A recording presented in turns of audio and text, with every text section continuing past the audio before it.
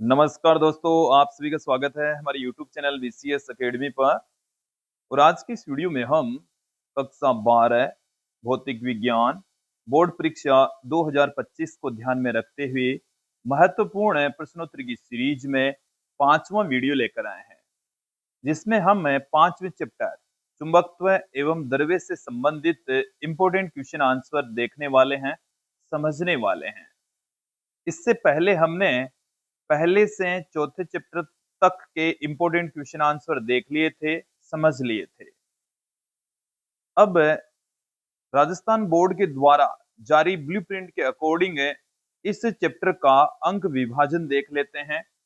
इस चैप्टर में से एक वस्तुनिष्ठ प्रश्न पूछा जाएगा, एक रिक्त स्थान वाला प्रश्न पूछा जाएगा, साथ में दो अति लघुत्रात्मक प्रश्न भी पूछे जाएंगे। वस्तुनिष्ठ प्रश्न है वो आधे अंक का है, रिक्त स्थान वाला प्रश्न वो भी आधे अंक का है, अति लघुत्रात्मक प्रश्न है वो 1 अंक का है। 2 क्वेश्चन है, कुल मिलाकर 2 अंक के हैं। तो इस चैप्टर से 4 क्वेश्चन पूछे जाएंगे जो कि 3 अंक के होंगे।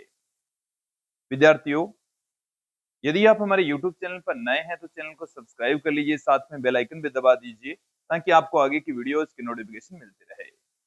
अब मैं इस वीडियो को स्टार्ट करता हूं। सबसे पहले इस चैप्टर से रिलेटेड वस्तुनिष्ठ प्रश्न देख लेते हैं, समझ लेते हैं। सबसे पहले हम कुछ ऑब्जेक्टिव टाइप के क्वेश्चंस देखेंगे। हमारा जो पहला प्रश्न है वो है चुंबकीय प्रवृत्ति तथा आपेक्षिक चुंबकशीलता में सही संबंध है। चुंबकीय प्रवृत्ति को हम काई से रिप्रेजेंट करते हैं और आपेक्षिक चुंबकशीलता को म्यू आर से रिप्रेजेंट करते हैं। तो काई एम और म्यू आर के बीच में सही रिलेशन क्या है, तो मैं आपको यहाँ पर क्लियर कर दूं कि आपेक्षिक चुंबकशीलता म्यू आर बराबर होता है 1 प्लस काई एम। तो यहाँ से काई एम बराबर अपने पास में आ जाएगा mu R minus 1। Option B यहाँ सही होने वाला है। अगले क्वेश्चन की ओर बढ़ते हैं। अति चालक पदार्थों के लिए आपेक्षिक चुंबकशीलता म्यू आर का मान है। तो अति चालक पदार्थ है वो पूर्ण प्रति चुंबकीय पदार्थ की भांति व्यवहार करते हैं। ये जो अति चालक पदार्थ होंगे वो पूर्ण प्रति चुंबकीय पदार्थ की भांति व्यवहार करते हैं और प्रति चुंबकीय पदार्थ है वो बाह्य चुंबकीय क्षेत्र की विपरीत दिशा में चुंबकित हो जाते हैं। तो पूर्ण प्रति चुंबकीय पदार्थ की भांति ये व्यवहार करेंगे।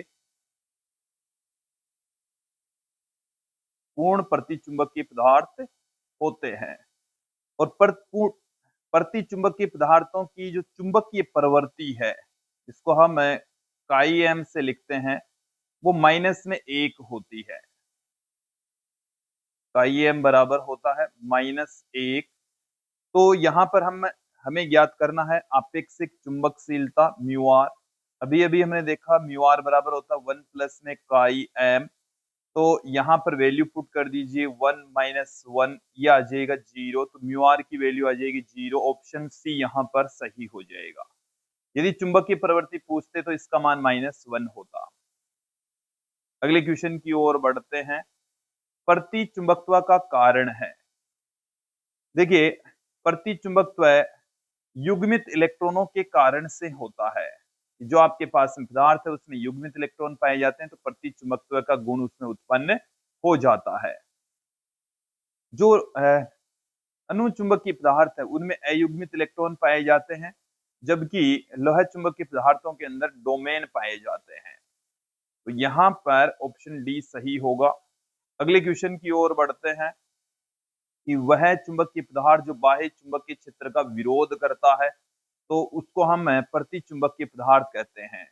ऐसा पदार्थ जो बाह्य चुंबकीय क्षेत्र का विरोध करे, बाह्य चुंबकीय क्षेत्र की विपरीत दिशा में चुंबकित हो जाएं, प्रति चुंबकीय पदार्थ कहलाता है। अगले क्वेश्चन की ओर बढ़ते हैं। निम्नलिखित में चुंबकीय द्विध्रुव आघूर्ण का मात्रक है। तो चुंबकीय द्विध्रुव आघूर्ण के हमारे पास में अलग अलग फॉर्मूले हैं। उनमें से एक फॉर्मूला यह है कि चुंबकीय द्विध्रुव आघूर्ण m बराबर होता है NIA। ये किसी धारावाही लूप का चुंबकीय द्विध्रुव आघूर्ण का फॉर्मूला है, सूत्र है। जहां पर n फेरों की संख्या है, I उसमें से बहने वाली धारा है और A यहाँ पर है उस कुंडली का क्षेत्रफल। तो ये हमारे पास में है चुंबकीय द्विध्रुव आघूर्ण का सूत्र। अब इसी सूत्र की सहायता से हम इसका मात्रक फाइंड आउट करेंगे। स्मॉल m का मात्रक वही होगा जो n I a का मात्रक होगा। n I a का मात्रक, यहां पर आप ध्यान देंगे n फेरों की संख्या ये मात्रकहीन राशि है, I यहाँ पर धारा है जिसका मात्रक एम्पियर, A क्षेत्रफल है जिसका मात्रक मीटर स्क्वायर, तो ampere into metre square, option A यहाँ सही हो जाएगा। अगले क्वेश्चन की ओर बढ़ते हैं। किसी पदार्थ की चुंबकीय प्रवृत्ति 30 गुणा 10 की घात -4 है, इसकी आपेक्षिक पारगम्यता क्या होगी? आपेक्षिक पारगम्यता का मतलब है हमारे को म्यू आर का मान पूछा है और म्यू आर बराबर होता है 1 प्लस काई एम। क्वेश्चन के अंदर हमें चुंबकीय प्रवृत्ति काई एम की वैल्यू दे रखी है 30 गुणा 10 की घात -4। देन यहां से म्यू आर की वैल्यू क्या आ जाएगी? 1 प्लस 30 गुणा 10 की घात -4। यहां से 1 प्लस, इसको मैं ऐसे लिख सकता हूँ 0.0030। तो कैलकुलेशन करेंगे तो 1.003 इसकी वैल्यू आ जाएगी, म्यू आर का मान आ जाएगा। तो ऑप्शन बी यहाँ सही हो जाएगा। अगले क्वेश्चन की ओर बढ़ते हैं।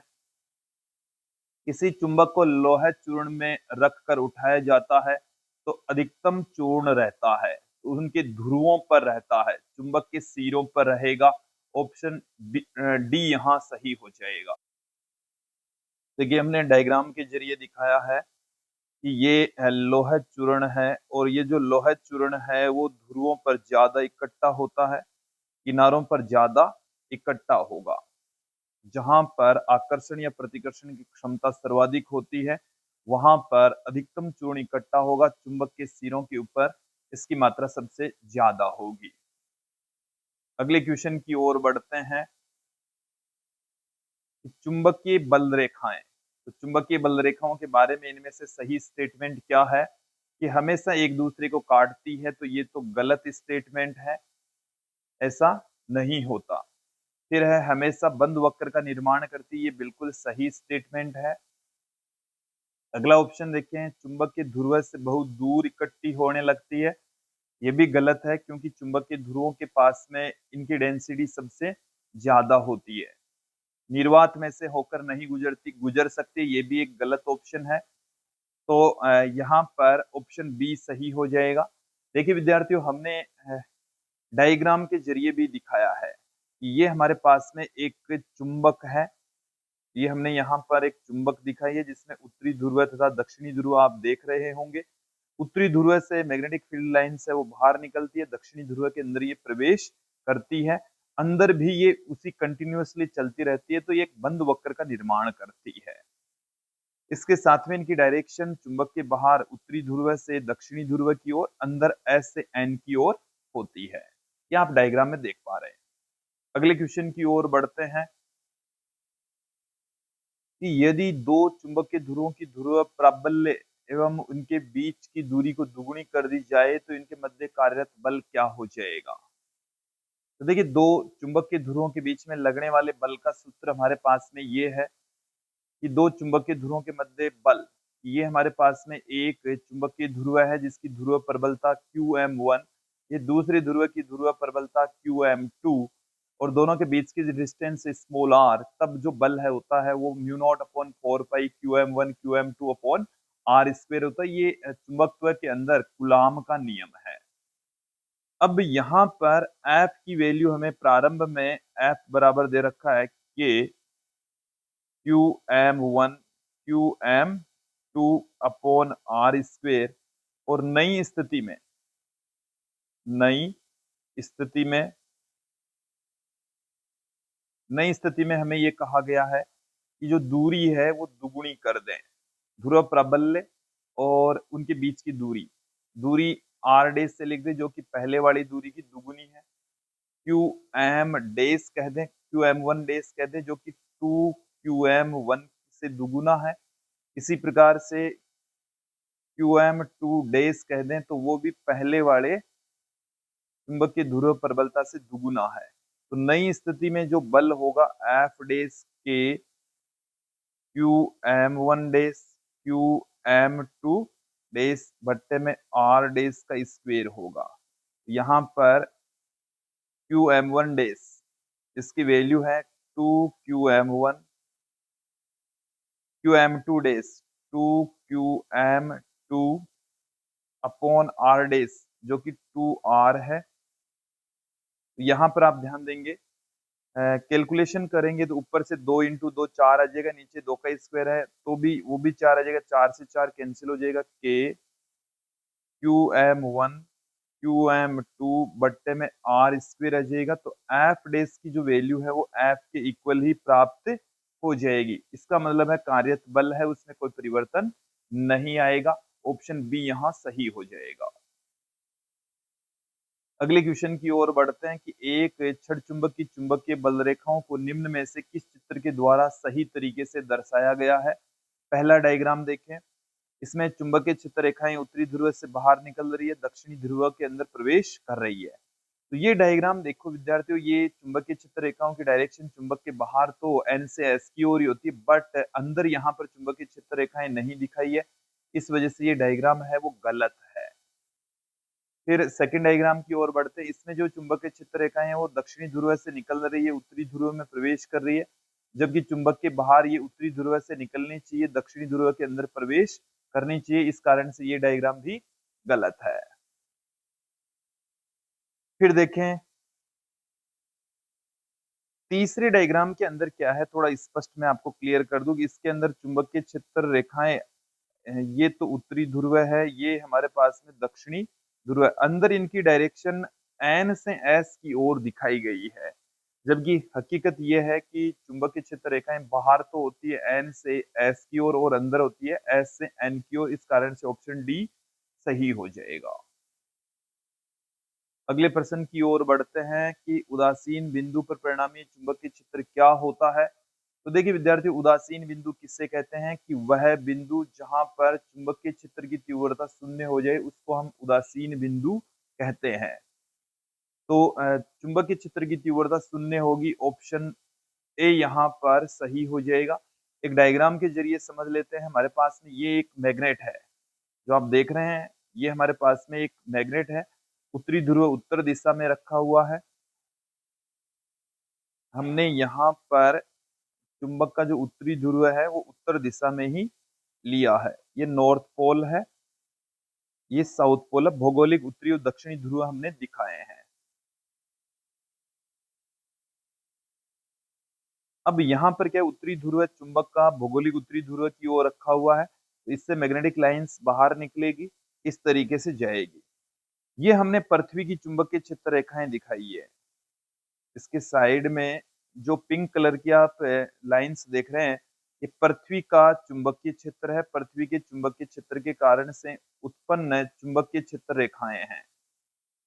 अब क्या होता है इसकी निरक्ष पर, निरक्ष के ऊपर एक स्थिति ऐसी आती है कि पृथ्वी का चुंबकीय क्षेत्र और इस चुंबक के द्वारा उत्पन्न चुंबकीय क्षेत्र दोनों की डायरेक्शन अपोजिट, परिमाण समान, और कुल चुंबकीय क्षेत्र 0 हो जाता है। तो उस बिंदु को हम उदासीन बिंदु कहते हैं। किसी चुंबक के दोनों तरफ दो उदासीन बिंदु यहाँ पर प्राप्त होंगे, जिनको हम न्यूट्रल पॉइंट उदासीन बिंदु कहते हैं, N1 N2 से लिखते हैं, और इस पर चुंबकीय क्षेत्र की जो वैल्यू है वो शून्य हो जाती है।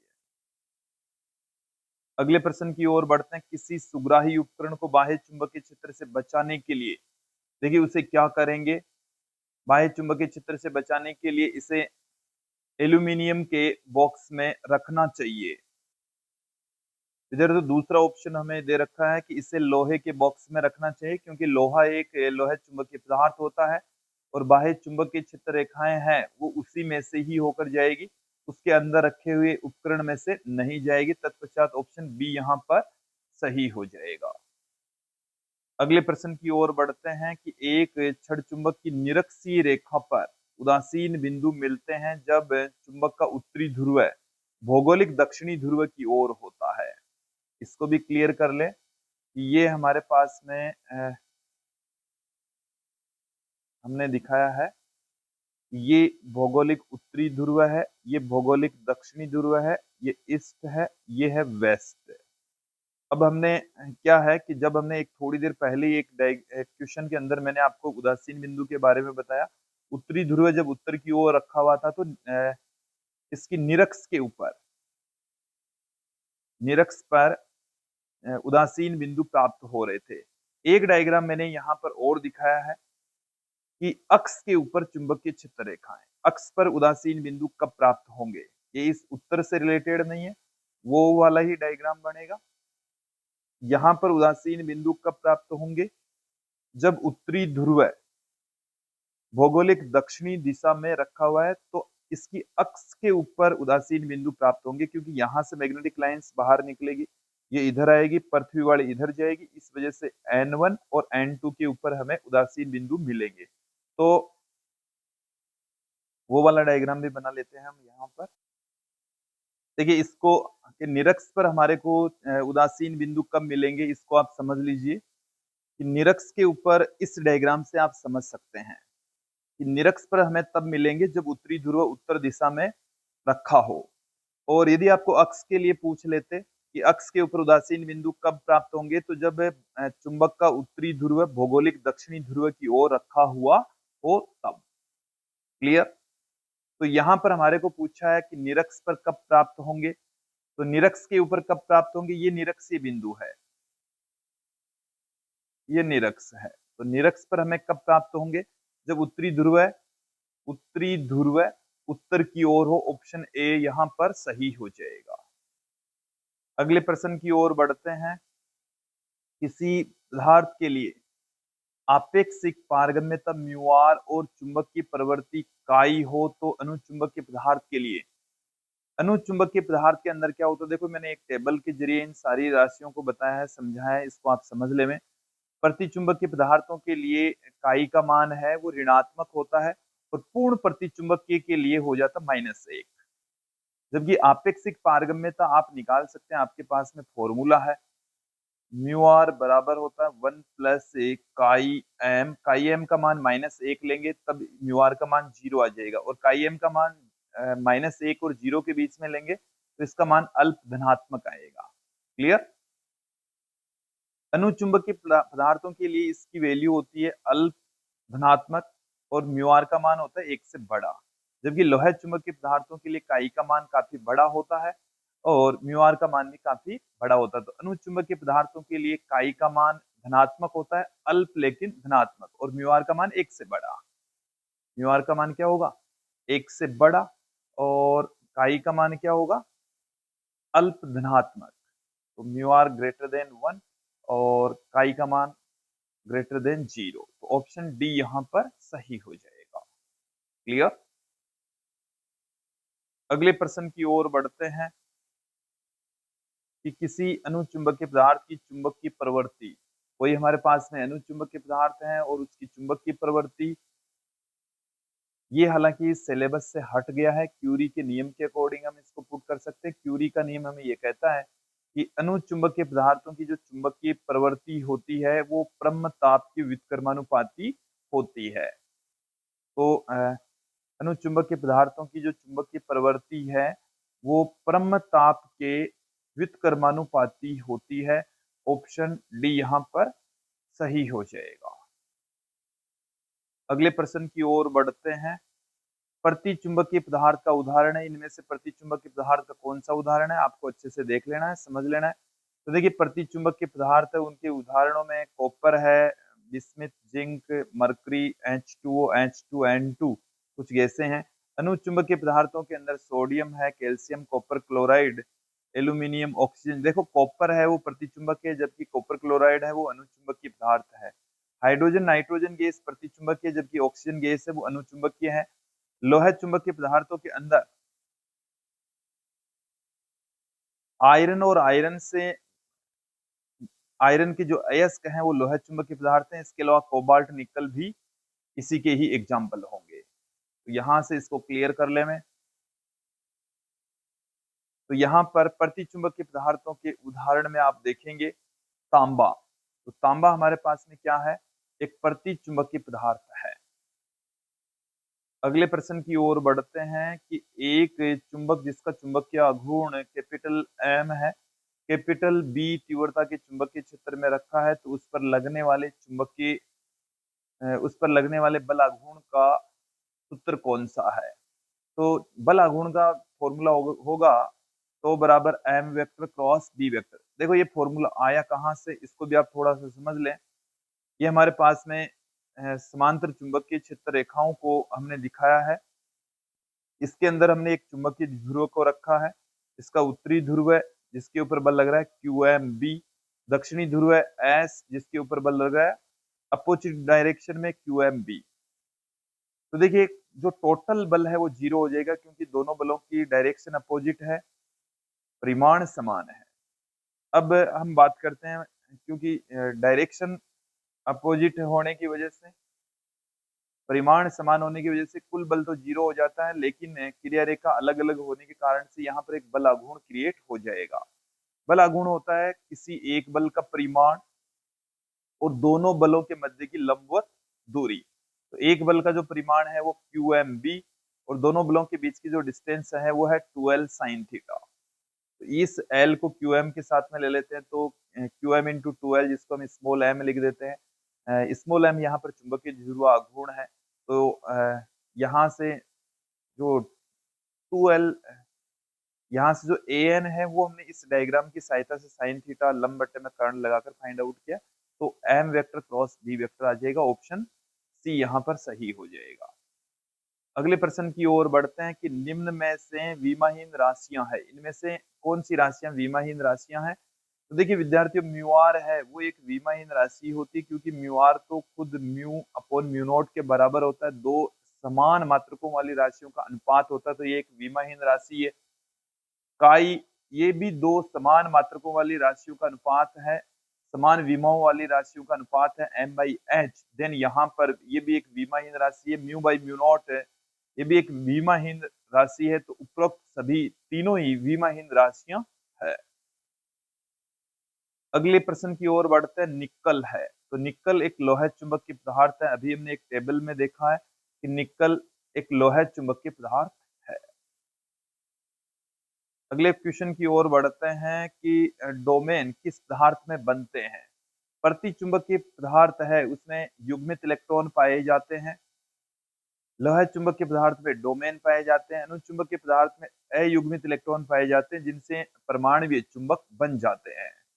तो विद्यार्थियों ये हमने यहाँ पर दिखाया है एक लोहा चुंबकीय पदार्थ, और उसके अंदर हमने दिखाया है बहुत सारे छोटे छोटे गोले, और उन गोलों के अंदर हमने कुछ लाइनें दिखाई है। तो वो जो लाइनें हैं वो, ये जो एक छोटा गोला है वो डोमेन को बता रहा है। ये किसको रिप्रेजेंट कर रहा है? डोमेन को रिप्रेजेंट कर रहा है। तो यहाँ पर पहले जब चुंबकीय क्षेत्र हम नहीं लगाते, चुंबकीय क्षेत्र 0 है, तो छोटे छोटे क्षेत्र बन जाते हैं जिनमें उनका चुंबकीय द्विध्रुव आघूर्ण एक निश्चित दिशा में होता है, जिनको हम डोमेन कहते हैं। तो डोमेन है वो लोहा चुंबकीय पदार्थों के अंदर निर्मित होते हैं, और प्रत्येक डोमेन का चुंबकीय द्विध्रुव आघूर्ण होता है, लेकिन ये अलग अलग दिशाओं में व्यवस्थित होने के कारण से कुल जो चुंबकीय द्विध्रुव आघूर्ण है वो 0 हो जाता है। फिर हम बात करते हैं जब इसके ऊपर हम चुंबकीय क्षेत्र अप्लाई कर दे, चुंबकीय क्षेत्र आरोपित कर दे, तो लोहा चुंबकीय पदार्थ के अंदर मौजूद जो डोमेन है वो संरेखित हो जाते हैं, एक ही दिशा के अंदर उनका चुंबकीय द्विध्रुव आघूर्ण उत्पन्न हो जाता है, जैसा कि हमने चित्र के अंदर दिखाया है। तो यहाँ पर डोमेन है वो लोहा चुंबकीय पदार्थ के अंदर उत्पन्न होता है। अगले क्वेश्चन की ओर बढ़ते हैं, अति चालक पदार्थ के लिए चुंबकीय प्रवृत्ति का मान होता है। ये हमने पहले क्वेश्चन के अंदर ही चर्चा कर ली थी कि जो अति चालक पदार्थ होते हैं वो पूर्ण प्रति चुंबकीय पदार्थ होते हैं। इसको क्लियर कर ले, अति चालक पदार्थ होते हैं वो पूर्ण प्रति चुंबकीय पदार्थ होते हैं, और पूर्ण प्रति चुंबकीय पदार्थों के लिए चुंबकीय प्रवृत्ति का मान -1 और म्यू आर का मान होता है 0। तो काई का जो मान है वो -1 होगा। अगले क्वेश्चन की ओर बढ़ते हैं, चुंबकीय फ्लक्स घनत्व का मात्रक है। तो विद्यार्थियों मैं यहाँ पर क्लियर कर दूं कि चुंबकीय फ्लक्स घनत्व चुंबकीय क्षेत्र की तीव्रता ही होती है। तो चुंबकीय क्षेत्र की तीव्रता का मात्रक होता है टेस्ला। चुंबकीय क्षेत्र की तीव्रता का मात्रक टेस्ला होता है, उसको हम टी से रिप्रेजेंट करते हैं। देखो मात्रक हम यहाँ से भी एक फॉर्मूले के जरिए भी निकाल सकते हैं। F बराबर I L B sine theta होता है, B बराबर एफ अपोन में I L sine theta put कर सकते हैं। B का मात्रक वही होगा जो F अपोन में आई एल का मात्रक होगा। F अपोन में आई एल का मात्रक, F अपोन में आई एल का मात्रक। F बल है जिसका मात्रक हो जाएगा न्यूटन, I यहाँ पर धारा जिसका मात्रक एम्पियर, L लंबाई जिसका मात्रक हो जाएगा मीटर, और इसी को हम कहते हैं टेस्ला। इसी को ही टेस्ला कहा जाता है, टी से रिप्रेजेंट करते हैं। नेक्स्ट क्वेश्चन की ओर बढ़ते हैं कि यदि एक दंड चुंबक को उसकी लंबाई के अनुदिश दो बराबर भागों में विभाजित कर दिया जाए तो प्रत्येक भाग का ध्रुव प्राबल्य हो जाता है। देखिए विद्यार्थियों, किसी छड़ चुंबक के को हमने यहाँ पर दिखाया है और छड़ चुंबक के अंदर ये उत्तरी ध्रुव है जिसकी ध्रुव प्रबलता धनात्मक होती है, QM से रिप्रेजेंट करते हैं प्लस में QM। ये उत्तरी ध्रुव दक्षिणी ध्रुव है जिसकी ध्रुव प्रबलता माइनस में लेते हैं, माइनस में QM। अब यदि इसको लंबाई के अनुदिश दो भागों में काट दें, लंबाई के अनुदिश दो भागों में काट दे तो इनकी ध्रुव प्रबलताएं जितनी भी पहले थी उसकी आधी हो जाएगी। पहले जो भी ध्रुव प्रबलता थी उसकी आधी हो जाएगी, तो माइनस में QM/2 माइनस में QM/2 हो जाएगी। तो ध्रुव प्रबलता आधी हो जाती है, पहले की तुलना में क्या हो जाएगी? आधी। पहले की तुलना में क्या हो जाएगी? आधी हो जाएगी। यदि हमारे को यहाँ पर चुंबकीय द्विध्रुव आघूर्ण पूछा जाता तो चुंबकीय द्विध्रुव आघूर्ण देखिए इस वाली स्थिति के अंदर तो होता QM into 2L, QM into 2L, 2L इन दोनों ध्रुवों के बीच की लंबाई है। और इस स्थिति के अंदर देखो लंबाई तो 2L ही रहती, लेकिन चुंबकीय द्विध्रुव आघूर्ण देखो क्या हो जाता, क्योंकि ध्रुव प्रबलता आधी हो गई है, लंबाई उतनी ही है, तो M/2 हो जाता। M डेस की वैल्यू क्या हो जाती? M/2 हो जाती। नेक्स्ट क्वेश्चन की ओर बढ़ते हैं। अगला प्रश्न है कि पृथ्वी पर चुंबक की भांति व्यवहार करती है, पृथ्वी एक चुंबक की भांति व्यवहार करती जिसका चुंबकीय क्षेत्र लगभग भौगोलिक से की ओर संकेत करता है। थोड़ा सा इसे भी आप समझ लें। विद्यार्थियों डायग्राम पर ध्यान देंगे, ये हमने एक गोला दिखाया है जो कि पृथ्वी है, जो कि क्या है? पृथ्वी को रिप्रेजेंट कर रहा है। ये जो गोला आप देख रहे हैं ये पृथ्वी है। अब इसमें आप एक जो पिंक कलर वाली लाइन देख रहे हैं, ये वाली लाइन, ये इसकी घूर्णन अक्ष है, इस अक्ष के रेस्पेक्ट ये घूम रही है, घूर्णन अक्ष है। अब क्या होता है कि पृथ्वी स्वयं एक चुंबकीय क्षेत्र उत्पन्न करती है और वो जो चुंबकीय क्षेत्र है वो इस तरीके से व्यवहार करता है, इसका जो भौगोलिक दक्षिणी ध्रुव है वहां से मैग्नेटिक लाइंस बाहर निकलती है और भौगोलिक उत्तरी ध्रुव में प्रवेश करती है। तो पृथ्वी का जो चुंबकीय उत्तरी ध्रुव है वो भौगोलिक दक्षिणी ध्रुव की ओर होता है और पृथ्वी का जो चुंबकीय दक्षिणी ध्रुव है वो भौगोलिक उत्तरी ध्रुव की ओर होता है। तो चुंबकीय क्षेत्र किधर होता है? पृथ्वी की सतह पर बात करें तो वो भौगोलिक दक्षिणी ध्रुव से उत्तर की ओर होता है, भौगोलिक दक्षिणी ध्रुव से उत्तर की ओर होता है, उत्तरी ध्रुव की ओर होता है। क्लियर? नेक्स्ट क्वेश्चन की ओर बढ़ते हैं कि एक समान चुंबकीय क्षेत्र में रखे चुंबकीय द्विध्रुव की अधिकतम स्थितिज ऊर्जा तथा न्यूनतम स्थितिज ऊर्जा होती है। तो देखिए किसी भी चुंबकीय द्विध्रुव के को चुंबकीय क्षेत्र में रखने पर उसके अंदर जो चुंबक की स्थितिज ऊर्जा होती है उसको हम माइनस में MB cos थीटा से या minus M vector dot B vector से पुट कर सकते हैं। अब यहाँ पर हम देख लेते हैं इसके अंदर दो स्थितियां, UM का अधिकतम मान कब होगा, न्यूनतम मान कब होगा। तो देखो विद्यार्थियों, यहाँ पर थीटा बराबर यदि मैं यहाँ पर ले लूं 0 डिग्री, तो कॉस 0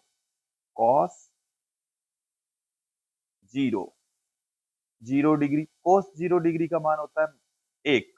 तो यूएम का जो मान है वो हमारे पास में क्या आ जाएगा, यूएम बराबर माइनस में एम बी आ जाएगा। ये तो हमारे पास में पहली स्थिति है। अब यदि मैं थीटा बराबर ले लूं यहाँ पर 90 डिग्री, थीटा बराबर कितना ले लेता हूँ 90 डिग्री, तो कोस 90 डिग्री का जो मान है वो होता है 0। तो यूएम का मान हमारे पास में आ जाएगा 0। तीसरी वाली स्थिति में और लेकर चल रहा हूँ, थीटा बराबर मैं ले लेता हूँ 180 डिग्री। कोस 180 डिग्री का मान होता है हमारे पास में कोस 180 डिग्री, जिसका मान होगा -1। तो -1 होगा तो यूएम बराबर आ जाएगा हमारे पास में -mb इंटू में -1, तो प्लस में mb आ जाएगा। यदि हम मैथमेटिकली इसमें मैक्सिमम और मिनिमम मान की बात करें तो ये हमारे पास में मिनिमम मान होगा और ये हमारे पास में मैक्सिमम मान होगा। तो अधिकतम स्थितिज ऊर्जा प्लस में एम बी होगी और न्यूनतम स्थितिज ऊर्जा माइनस में एम बी होगी। क्लियर। और कौन सी स्थिति में कब होगा वो भी मैंने यहां पर क्लियर कर दिया है। अगले प्रश्न की ओर बढ़ते हैं। किसी भी बंद सतह से गुजरने वाला कुल चुंबकीय फ्लक्स हमेशा होता है, किसी बंद सतह से गुजरने वाला जो चुंबकीय फ्लक्स है वो हमेशा शून्य होता है। ये गाउस ने कहा था। तो विद्यार्थी एक बार गाउस का नियम भी देख लीजिए कि चुंबकीय क्षेत्र में किसी बंद पृष्ठ से पारित जो कुल चुंबकीय फ्लक्स है वो सदैव शून्य होता है। तो ये हमारे पास में है उसका मैथमेटिकली रूप B vector dot D S vector equal to 0। Clear. या हम इसको ऐसे भी कह सकते हैं कि किसी बंद पृष्ठ से संबंधित जो चुंबकीय फ्लक्स है वो बंद पृष्ठ में उपस्थित कुल चुंबकीय आवेशों का म्यू नॉट गुणा होता है। चुंबकीय फ्लक्स फाई बराबर बंद समाकलन B vector dot D S vector equal to mu naught. देखिए कुल चुंबकीय आवेश का मतलब है कि बंद पृष्ठ के अंदर उत्तरी ध्रुव दक्षिणी ध्रुव दोनों साथ साथ में रहते हैं, अकेले ध्रुव का अस्तित्व नहीं होता। तो प्लस में क्यू एम माइनस में क्यू एम कुल मिलाकर कितना आ जाएगा 0 आ जाएगा। अगले प्रश्न की ओर बढ़ते हैं कि कुछ पदार्थों के लिए काई का मान छोटा एवं ऋणात्मक है, जिन्हें पदार्थ कहते हैं। कि काई चुंबकीय प्रवृत्ति का मान क्या है, काई का मान नेगेटिव है और अल्प है। तो उन पदार्थों को हम प्रति चुंबकीय पदार्थ कहते हैं। उन पदार्थों को प्रति चुंबकीय पदार्थ कहा जाता है। उन पदार्थों को हम प्रति चुंबकीय पदार्थ कहेंगे। अगले प्रश्न की ओर बढ़ते हैं। ऐसे पदार्थ जो बाह्य चुंबकीय क्षेत्र में रखे जाने पर क्षीण चुंबकीय क्षेत्र प्राप्त कर लें, थोड़ा सा चुंबकीय क्षेत्र प्राप्त कर लें, थोड़े से चुंबकित हो जाएं, तो उन पदार्थों को हम अनुचुंबकीय पदार्थ कहते हैं।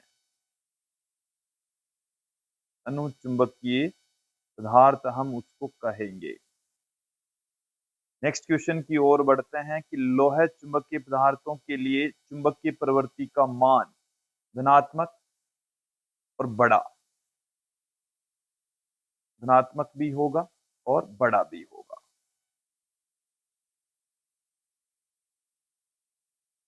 धनात्मक व बड़ा।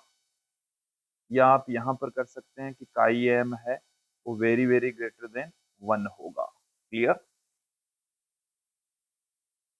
अगले क्वेश्चन की ओर बढ़ते हैं। विद्यार्थियों मैं यहाँ पर थोड़ा सा क्लियर कर दूं कि लास्ट ईयर इस चैप्टर में से ऑब्जेक्टिव टाइप के क्वेश्चन नहीं पूछे गए थे, बट खालिस्तान वाले क्वेश्चन पूछे गए थे। और ये जो खालिस्तान वाले क्वेश्चन है वो हमने as it is last year जो हमने इंपॉर्टेंट क्वेश्चन बताए थे वैसे के वैसे ही बताए।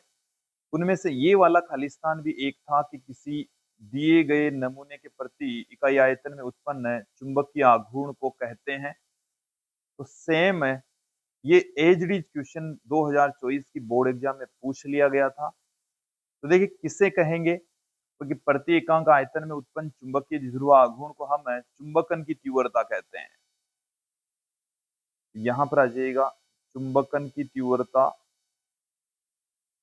चुंबकन की तीव्रता कहते हैं। क्लियर। अगले क्वेश्चन की ओर बढ़ते हैं। चुंबकत्व संबंधी गाउस का नियम लिखिए। अभी हमने थोड़ी देर पहले भी चर्चा की, चुंबकत्व संबंधी गाउस का नियम है वो ये कहता है कि चुंबकीय क्षेत्र में किसी बंद पृष्ठ से गुजरने वाला जो चुंबकीय फ्लक्स है उसका मान शून्य होता है। B vector dot DS vector का बंद समाकलन है वो 0 के बराबर होगा। आप इसे ऐसे भी कह सकते हैं कि किसी बंद पृष्ठ से गुजरने वाला जो चुंबकीय फ्लक्स है वो बंद पृष्ठ में मौजूद कुल चुंबकीय आवेशों का म्यू नॉट गुणा होता है।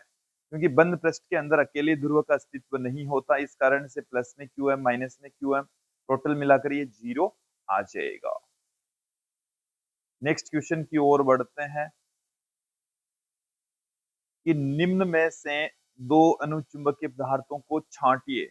आपको इस टाइप का क्वेश्चन मिल सकता है, बोर्ड एग्जाम में मिल सकता है। विद्यार्थी इसमें क्वेश्चन को घुमाकर भी दे सकता है कि आपको कुछ यहाँ पर कुछ पदार्थ मिलेंगे और उन पदार्थों के अंदर आपको अनुचुंबकीय पदार्थ को छांटिए या प्रतिचुंबकीय पदार्थ को छांटिए, इनमें से कोई सा एक पदार्थ आपको छांटने के लिए कह सकते हैं। विद्यार्थी मैंने एक जगह आपको टेबल के जरिए बताया है, तो यहाँ पर अनुचुंबकीय पदार्थ हमारे को बताना है। अनुचुंबकीय पदार्थ, तो एल्यूमिनियम यहाँ पर अनुचुंबकीय पदार्थ है, सोडियम यहाँ पर अनुचुंबकीय पदार्थ है, तो सोडियम है, एल्यूमिनियम है। क्लियर। अगले क्वेश्चन की ओर बढ़ते हैं कि चुंबकीय प्रवृत्ति किससे कहते हैं। तो देखिए इसका एक फॉर्मूला होता है, उस फॉर्मूले के जरिए आप इसको परिभाषित कर सकते हैं कि प्रति एकांक चुंबकन क्षेत्र के कारण से उत्पन्न चुंबकन की तीव्रता को हम चुंबकीय प्रवृत्ति कहते हैं।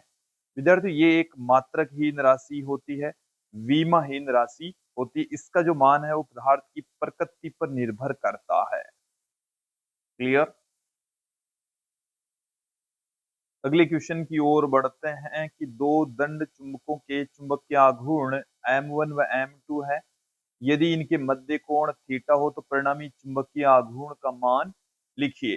देखो इसको भी क्लियर करें, समझ ले में। हमारे पास में दो चुंबक हैं, दोनों के चुंबकीय आघूर्ण M1 और M2 है, दोनों के बीच का जो एंगल है वो थीटा है। तो इनका परिणामी चुंबकीय आघूर्ण क्या होगा। तो विद्यार्थी दो सदिश हैं M1 तथा M2, दोनों के बीच का एंगल थीटा है, डायग्राम से आप समझ लेंगे। तो दो सदिशों का परिणामी सदिश ज्ञात करने का हमारे पास में एक सीधा सा फॉर्मूला होता है, m बराबर M1 का स्क्वायर प्लस M2 का square plus 2 M1 M2 cos theta. इसका हम रूट भी करेंगे। ये हमारे पास में दो सदिशों के परिणामी सदिश का परिमाण का फॉर्मूला हमारे पास में है। नेक्स्ट क्वेश्चन की ओर बढ़ते हैं। प्रति चुंबकीय पदार्थ किसे कहते हैं। वैसे खालिस्तान में इसकी डेफिनेशन आ चुकी है। प्रति चुंबकीय पदार्थ किसे कहेंगे, तो वे पदार्थ जिन्हें बाह्य चुंबकीय क्षेत्र में रखने पर चुंबकीय क्षेत्र की विपरीत दिशा में थोड़े से चुंबकित हो जाएं, तो उन पदार्थों को हम प्रति चुंबकीय पदार्थ कहेंगे। अगले क्वेश्चन की ओर बढ़ते हैं कि यदि चुंबकीय एकल ध्रुव का अस्तित्व होता तो चुंबकत्व संबंधी गाउस का नियम क्या रूप ग्रहण कर लेता। तो देखिए चुंबकत्व से संबंधित जो गाउस का नियम है वो हमने दो तरीके से देख लिया है। मैथमेटिकली हम इसको इस तरीके से पुट करते हैं। दूसरा जो रूप है उसको थोड़ा सा समझो कि किसी बंद पृष्ठ से संबंधित जो चुंबकीय फ्लक्स है वो बंद पृष्ठ में उपस्थित कुल चुंबकीय आवेशों का म्यू नॉट गुणा होता है। तो बंद पृष्ठ के अंदर प्लस में क्यू एम माइनस में क्यू एम दोनों आवेश हैं, इस कारण से कुल चुंबकीय द्विध्रुव कुल इनका जो समेशन क्यू है वो 0 हो जाएगा।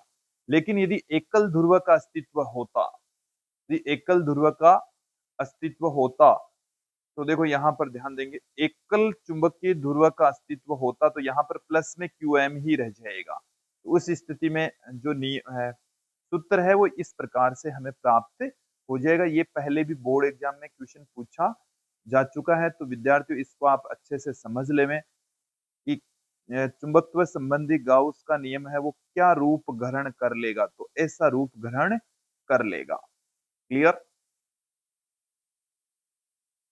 अगले क्वेश्चन की ओर बढ़ते हैं कि चुंबकीय द्विध्रुव के रूप में एक छोटे धारावाही लूप का चुंबकीय आघूर्ण क्या होगा। ये हमारे पास में एक धारावाही लूप है, उसका चुंबकीय द्विध्रुव आघूर्ण हमारे को यहाँ पर पूछा है। चुंबकीय द्विध्रुव आघूर्ण, चुंबकीय द्विध्रुव आघूर्ण, चुंबकीय द्विध्रुव आघूर्ण को स्मॉल m से रिप्रेजेंट करते हैं। स्मॉल m बराबर होता है NIA, मतलब n यहाँ पर कुंडली में फेरों की संख्या, कुंडली में फेरों की संख्या है। I है वो कुंडली में से बहने वाली धारा है, और A है वो कुंडली का क्षेत्रफल है। A क्या है? कुंडली का क्षेत्रफल। क्लियर। तो ये हमारे पास में इसका सूत्र है, फॉर्मूला है। तो चुंबकीय आघूर्ण क्या होगा, तो NIA के इक्वल होता है, NIA के द्वारा दिया जाता है। अगले क्वेश्चन की ओर बढ़ते हैं कि एक चुंबकीय पदार्थ की चुंबकशीलता 800 है, तो वह कौन सा चुंबकीय पदार्थ है। तो देखिए हमारे को ये बता रखा है कि म्यू का जो मान है वो 800 है, 800 इकाई है। इसका मतलब हो गया कि काफी ज्यादा है, काफी बड़ा मान है, काफी बड़ा मान होगा। तो जिनकी चुंबकशीलता काफी ज्यादा होगी, वैसे तो अपेक्षित चुंबकशीलता देते तो ज्यादा अच्छा होता, काफी बड़ा मान है, तो वो लोह चुंबकीय पदार्थ होता। लोह चुंबकीय पदार्थ, लोह चुंबकीय पदार्थ होगा, उस पदार्थ को हम लोह चुंबकीय पदार्थ कहेंगे। क्लियर। नेक्स्ट क्वेश्चन की ओर बढ़ते हैं कि चुंबकीय बल रेखाएं एक दूसरे को नहीं काटती, क्यों। देखिए विद्यार्थियों इसको क्लियर कर ले में आप लोग कि हमारे पास में चुंबकीय बल रेखा के किसी बिंदु पर खींची गई जो स्पर्श रेखा है वो उस बिंदु पर चुंबकीय क्षेत्र की दिशा को रिप्रेजेंट करेगी। तो चुंबकीय बल रेखा के किसी बिंदु पर खींची गई जो स्पर्श रेखा होती है वो उस बिंदु के ऊपर चुंबकीय क्षेत्र की दिशा को बताएगी। इस कारण से दो चुंबकीय क्षेत्र रेखाएं कभी भी प्रतिच्छेद नहीं करती। देखो दो चुंबकीय क्षेत्र रेखाएं कभी भी प्रतिच्छेद नहीं करती, क्योंकि कटान बिंदु पर चुंबकीय क्षेत्र की दो डायरेक्शन होगी जो कि पॉसिबल नहीं है। एक बिंदु पर चुंबकीय क्षेत्र की दो दिशाएं पॉसिबल नहीं है। क्लियर। अगले क्वेश्चन की ओर बढ़ते हैं कि यदि आप ऑस्ट्रेलिया के मेलबर्न शहर में भूचुंबकीय क्षेत्र रेखाओं का नक्शा बनाएं तो ये रेखाएं पृथ्वी के अंदर जाएगी या बाहर आएगी। थोड़ा सा मैं आपको बता दूं कि ऑस्ट्रेलिया का जो मेलबर्न शहर है वो कहाँ मौजूद है। ऑस्ट्रेलिया का जो मेलबर्न शहर है विद्यार्थियों, वो भौगोलिक दक्षिणी ध्रुव की ओर है। ये हमारे पास में ऑस्ट्रेलिया है। क्या है? ऑस्ट्रेलिया। वो भौगोलिक दक्षिणी ध्रुव के अंदर मौजूद है। अब इसके अंदर जो मेलबर्न शहर है वो बिल्कुल दक्षिणी ध्रुव की तरफ मौजूद है, तो वहां से चुंबकीय क्षेत्र रेखाएं बाहर आएगी। तो इसमें ये पूछा क्या होगा, तो चुंबकीय क्षेत्र रेखाएं बाहर आएगी, क्योंकि वो भौगोलिक दक्षिणी ध्रुव के ऊपर मौजूद है। तो भौगोलिक दक्षिणी ध्रुव से मैग्नेटिक फील्ड लाइंस है वो बाहर निकलेगी, बाहर आ जाएगी। क्लियर। नेक्स्ट क्वेश्चन देखें, आपेक्षिक चुंबकशीलता तथा चुंबकीय प्रवृत्ति के बीच में संबंध लिखिए। ये हम दो तीन बार देख चुके हैं। म्यू आर बराबर होता है 1 plus chi M. Mu R है आपेक्षिक चुंबकशीलता और चुंबकीय प्रवृत्ति है काई एम। क्लियर। तो इनके बीच में ये रिलेशन होता है, म्यू आर बराबर 1 प्लस काई एम। अगले क्वेश्चन की ओर बढ़ते हैं। चुंबकीय, देखिए कि चुंबकीय चित्र रेखाओं के 4 गुण लिखिए। तो चुंबकीय चित्र रेखाओं के गुणों में देखें, ये काल्पनिक बंद वक्र के रूप में होती है। इनकी डायरेक्शन चुंबक के बाहर एन से एस की ओर और चुंबक के अंदर एस से एन की ओर होती है। एक क्वेश्चन और देखें कि चुंबकीय बल रेखा के किसी बिंदु पर खींची गई स्पर्श रेखा उस बिंदु पर चुंबकीय क्षेत्र की दिशा को बताती है। ये अभी अभी हमने देखा। दो चुंबकीय चित्र रेखाएं कभी भी एक दूसरे को प्रतिच्छेद नहीं करती, क्योंकि कटान बिंदु पर चुंबकीय चित्र की दो दिशाएं होगी, जो कि संभव नहीं है। तो आपको दो गुण पूछे जा सकते हैं। अगला क्वेश्चन देखिए कि एल लंबाई के एक छड़ चुंबक का चुंबकीय आघूर्ण,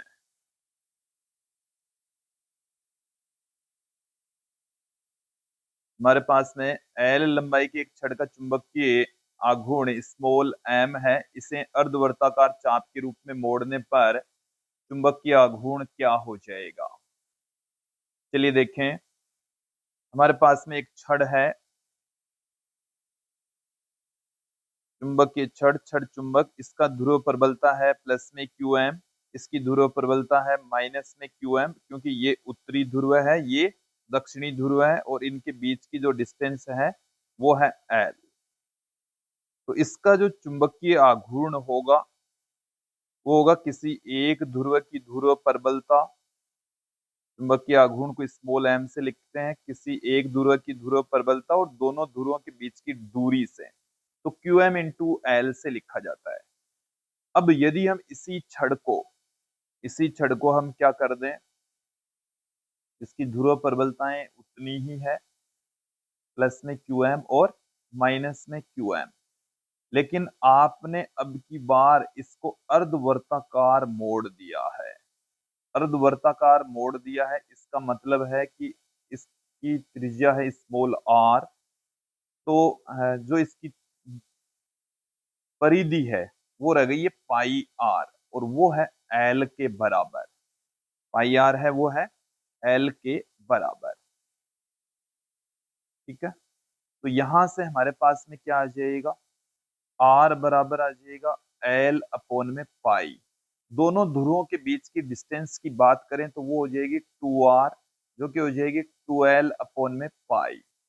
अब देखो, इस स्थिति के अंदर चुंबकीय द्विध्रुव आघूर्ण, इसको हम अब की बार इस स्थिति में, नई स्थिति के अंदर एम डेज से पुट करेंगे। दोनों ध्रुवों में से एक ध्रुव की ध्रुव प्रबलता और दोनों के बीच की सीधी दूरी, जो कि 2r है।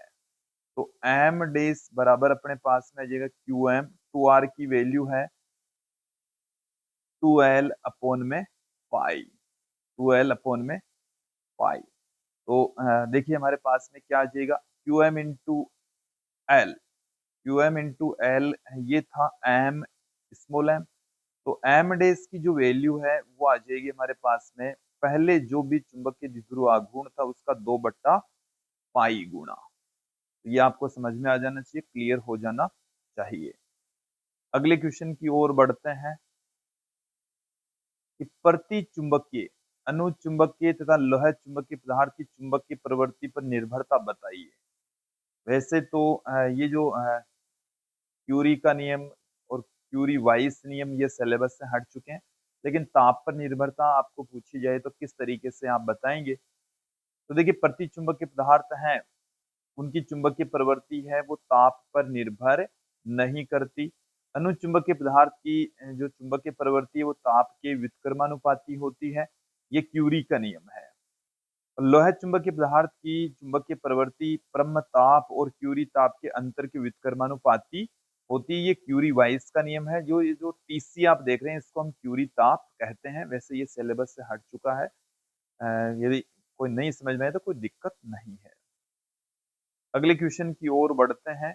ये एक अच्छा प्रश्न है कि किसी बाह्य चुंबकीय क्षेत्र में स्थित प्रति चुंबकीय और अनुचुंबकीय पदार्थों के लिए चुंबकीय क्षेत्र रेखाएं खींचिए। तो ये हमने यहाँ पर दिखाया है एक प्रति चुंबकीय पदार्थ, जो आप देख रहे हैं प्रति चुंबकीय पदार्थ है, और प्रति चुंबकीय पदार्थ को जब हम बाह्य चुंबकीय क्षेत्र के अंदर रखते हैं तो चुंबकीय क्षेत्र रेखाएं दूर हट जाती है, बाहर से ही गुजरती है।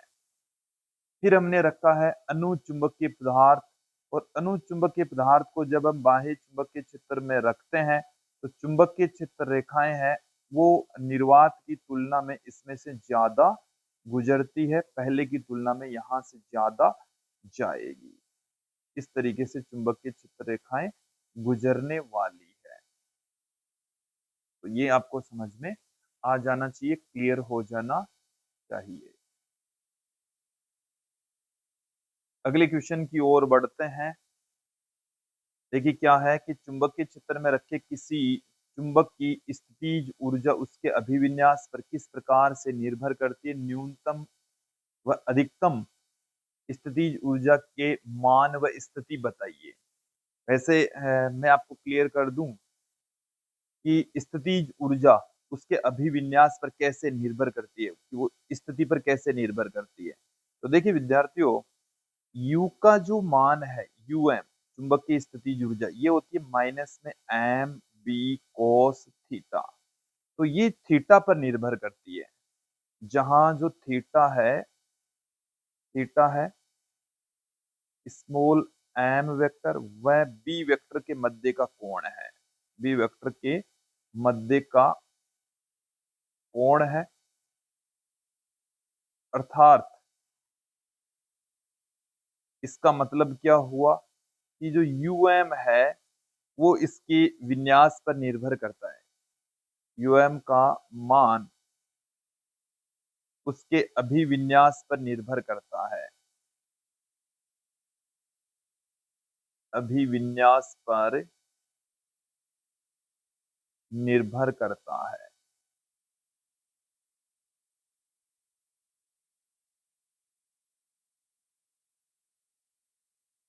तो देखिए न्यूनतम और अधिकतम स्थितिज ऊर्जा की स्थितियां हम देख चुके हैं।